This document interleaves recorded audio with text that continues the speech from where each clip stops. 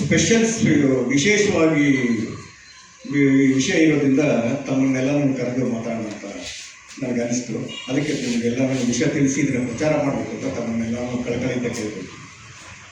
ಇದು ಲಕ್ಷ್ಮೀ ನರಸಿಂಹಸ್ವಾಮಿ ದೇವಸ್ಥಾನ, ಅದು ಸ್ವಯಂಭೂ ದೇವಸ್ಥಾನ. ಅಲ್ಲಿ ಸಾಮುದ್ರದಲ್ಲಿ ಸುಮಾರು 13ನೇ ಶತಮಾನದಲ್ಲಿ ಬಲ್ಲಾಳರ ಕಾಲದಲ್ಲಿ ಅದು ಇದಕ್ಕೆ ಬಂದಿದೆ. ಅದಾದಮೇಲೆ ಕೆಂಪೇಗೌಡ ಬೆಂಗಳೂರಿಗೂ ಅದಕ್ಕೂ ನಿಕಟ ಸಂಬಂಧ ಇದೆ. ಮೊದಲನೇ ಕೆಂಪೇಗೌಡ ಬೆಂಗಳೂರಿನ ನಿರ್ಮಾಣ ಮಾಡ್ತಾನೆ. ಆ ನಿರ್ಮಾಣ 16ನೇ ಶತಮಾನದಲ್ಲಿ ಇಲ್ಲಿ ಶುರುವಾಗುತ್ತೆ ಅವ್ರದ್ದು ವಂಶದ ಆಳ್ವಿಕೆ. ಅದು ಕೊನೆ ಆಗೋದು ಸಾಮುದ್ರದಲ್ಲಿ, ಕೊನೆ ಇದಾಗುತ್ತೆ. ಆಮೇಲೆ ಮೈಸೂರು ಮಹಾರಾಜರುಗಳು ಅವ್ರನ್ನ ಟೇಕ್ ಓವರ್ ಮಾಡ್ತಾರೆ. ಆಮೇಲೆ ಇದೊಂದು ಹಿಸ್ಟಾರಿಕಲ್ ಆಸ್ಪೆಕ್ಟು. ಇನ್ನೊಂದು ಪೌರಾಣಿಕ ಹೇಳ್ಕೊಡಿದ್ರೆ, ಲಕ್ಷ್ಮೀ ನರಸಿಂಹಸ್ವಾಮಿಗೆ ಯೂಶ್ವಲಿ ಚತುರ್ಭುಜ, ಅಷ್ಟಭುಜ, ಷೋಡಶಭುಜ ಇಷ್ಟು ಇದಕ್ಕೆ. ಲಕ್ಷ್ಮೀ ನರಸಿಂಹನ ಅವತಾರ, ರುದ್ರ ಅವತಾರ, ಉಗ್ರ ಅವತಾರ, ನವ ಅವತಾರಗಳನ್ನು ನಾವು ಬೇರೆ ಬೇರೆ ಇದೆ.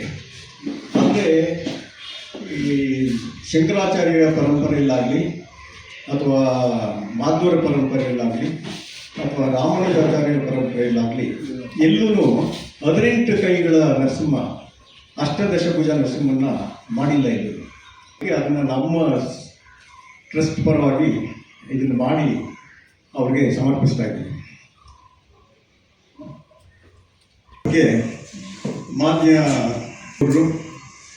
ಮಾಜಿ ಪ್ರಧಾನಿಗಳು, ಕೇಂದ್ರ ಮಂತ್ರಿಗಳಾದ ಕುಮಾರಸ್ವಾಮಿಯವರು, ಸನ್ಮಾನ್ಯ ಬಾಲಕೃಷ್ಣ ಅವರು, ರೇವಣ್ಣನವರು, ಎಚ್ ಎಂ ರೇವಣ್ಣನವರು, ನಿಖಿಲ್ ಕುಮಾರಸ್ವಾಮಿಯವರು ಮತ್ತು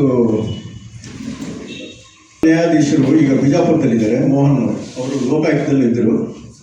ಇದು ಒಂದು ಪರಂಪರೆ, ರಾಜಕೀಯ ಪರಂಪರೆ. ಇದರಲ್ಲಿ ಯದುವೀರ ಕೃಷ್ಣದತ್ತ ನರಸಿಂಹರಾಜ ಒಡೆಯರನ್ನು ಕೇಳ್ಕೊಂಡ್ವಿ. ಅವರು ಬರ್ತೀನಿ ಅಂತ ಹೇಳಿದರು ಮೊದಲು, ಬಟ್ ಕಾರಣಾಂತರಗಳಿಂದ ಬರ್ತಾರೋ ಇಲ್ಲೋ ಇನ್ನೂ ಗೊತ್ತಿಲ್ಲ.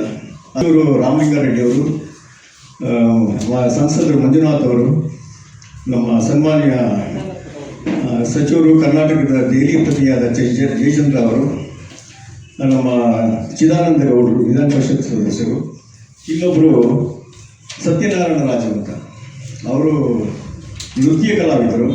ಸಂಸ್ಕೃತಿಯನ್ನು, ಕರ್ನಾಟಕ ನೃತ್ಯವನ್ನು ಇವರು ಎಲ್ಲ ಕಡೆ ಪ್ರಸರಿಸಿ ಅನೇಕ ಯೂನಿವರ್ಸಿಟಿಗಳಿಂದ ಸುಮಾರು